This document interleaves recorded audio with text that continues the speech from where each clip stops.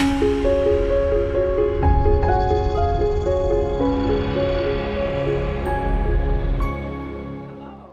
and welcome to You Are Worthy, the program that empowers the most important person, you. Today I have with me a special guest, Ignatius Reed. Welcome, Hi, Judy. Glad to be here. and we're glad to have him here as well. Earlier we were talking about relationships, and you mentioned, or you asked, how can you, while you're dating or in dating, how do you get a woman or someone that you're dating to see your inner qualities versus the exterior qualities? And I want to talk about that some more in depth. But first, could you just expound on that question a little more? Like, what do you mean Certainly. by that? Certainly. Well, JD, I'm single. I'm in my late 40s now, divorced. So I've been in a long-term relationship. Coming out of that, been divorced now about 8 years. Mm-hmm. So now that I'm back into the dating scene, I'm noticing a paradigm shift in the thinking of women, especially, where they're conforming to society's, I guess, criteria as to what they should look for in a good mate. And the focus is all about the external, the material. What does someone bring to the table? Their credit score, where they live, where they work, which are all superficial things and things that are really surface and not the backbone and the foundation of a healthy relationship.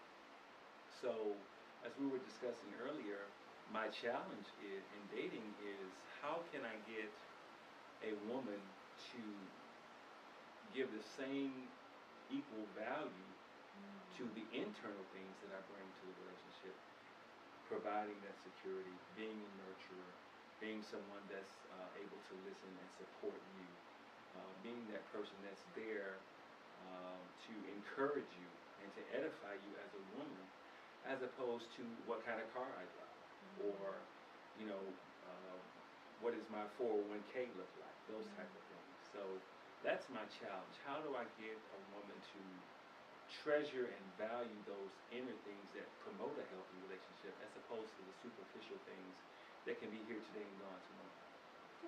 That's a very good question. So thank you for expounding on that, because you really do bring up some important things that we tend to forget when we're dating. And interesting, the internal things that you're talking about, we can even call those soul currencies. Okay.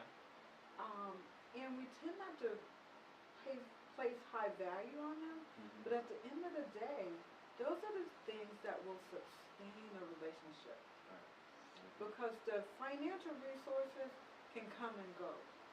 But if that's the only thing that the relationship, or the foundation that the relationship is built upon, when those go, then what do you have? Right. Right.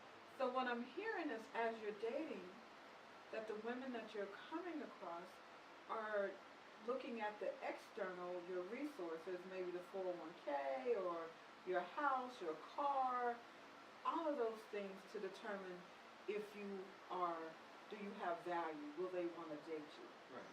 Versus looking at the more important things, which is on the inside. Who are you as a man? How will you love and support her? Right. And so, has this been frustrating for you? It can be frustrating if it allows, if I allow it to be. But the most frustrating part about it is realizing that there are so many people out here that are looking for a temporary fix, or that are fixated on the materialism of society, and not looking at the broader or the long-term effect of how these internal qualities that we're talking about, and I like the word that you use, soul currencies, and minimizing or discounting the value of those things. And I understand that, you know, when you're at my age and you're looking out there, for lack of better words, in the market, or you're marketing yourself, or you're promoting yourself, because I mean, it's kind of a salesmanship job. You know, you're going through a screening process, so you're actually screening the people, trying to go down your checklist and make sure, okay, she's got this or he's got that. These are attractive qualities. These are deal breakers. So, but unfortunately, what I found in my experience is that too much emphasis on the front end is placed on, well, if you don't have this or if you have not accomplished this in your life at this point, then I'm not even open to negotiation. So the frustrating part about, for me is, or my experience has been, I'm being judged on the external, which at this point, I mean, I just started my own business, and it takes a while to get a business up and running. So where I may not have the liquid assets, the potential I have is great. So getting a woman to look beyond what I have today to see what I possibly can become financially is something that's difficult as well. But again, I don't want a woman that's going to seek or desire to have a relationship with me based on what I bring to the table from a material standpoint. I've been there, I've done that. I've had the house, I've had the car. My kids are now old enough where I can now invest the time in myself to find a relationship that's going to make me feel good about myself. And I have things that I know myself are valuable, that I know myself, that I am worthy, to use your program name. It's just trying to get someone else that doesn't know you to see that same value, to see that same work.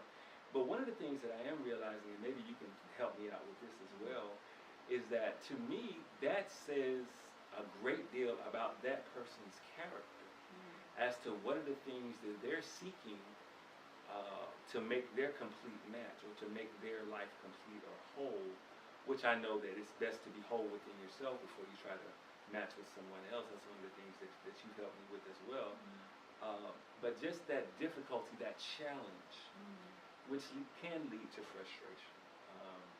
But I do know my worth, and that's why I don't settle. But again, help me cross that bridge or cross that hurdle to maybe communicate that to them in a healthy way where it's not demeaning to them or an aggressive tone to them, where it could be something that will be received and understood. Okay. Well, there are several things that come to mind right now. And two of them that I want to talk about with you is, the first one is when you think about who you are and what it is you want to provide. Okay. I would suggest that you want to share that at the very beginning. Okay. You want to let them know, these are the things that I have that I'm offering, that I want to share with someone in my life.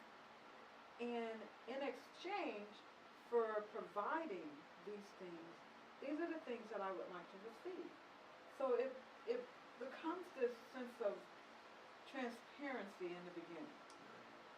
So what do you think about that? Letting the person know, letting the woman know up front, these are my gifts that I'm bringing. I do believe in definitely being transparent and putting all my cards on the table. I know that a lot of people from my experience have had damaged relationships that have caused damage, or as people say, they bring baggage to new relationships. Maybe they haven't completely rectified or healed from a previous relationship or coming in on a rebound. So I definitely agree with you as far as being transparent and communicating those things, but I've never actually thought about it in the vein that you're expressing it now as gifts, which, using that word gifts communicates value. Communicates worth to the person that I'm explaining it to. So that's a good, that's something that I'll take with me. Yeah, because you want to begin to identify, these are my gifts, and be very clear about it. And what will happen is, as you're dating, think about it as sorting. Okay. I did want to ask you that I also think maybe you can help me out with, as we're talking about the screening process or the sorting process. Is what are some of the maybe keywords or indicators that I can look at from a woman, during a woman's conversation, to say that she is willing to accept the gifts that I have, or that she is more so focused on the internal than the external? Are there some code words that you guys use, or You know, because the whole thing of men are from Mars, women are from Venus. That different, those love languages that I'm sure a lot of the people in the audience are familiar with. What are some of those things that I can look for, some key indicators that maybe women put out there that most men don't pick up? Well, I'm a firm believer in open communication. And what I mean by open communication is to, it's going to be up to you to set the parameter of the conversation. Okay.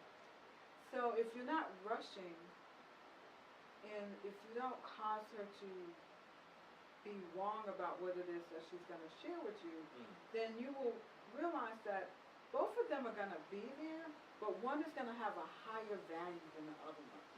So the material will, if the material, the resources are important to a woman, you will hear it because that will be her dominant conversation.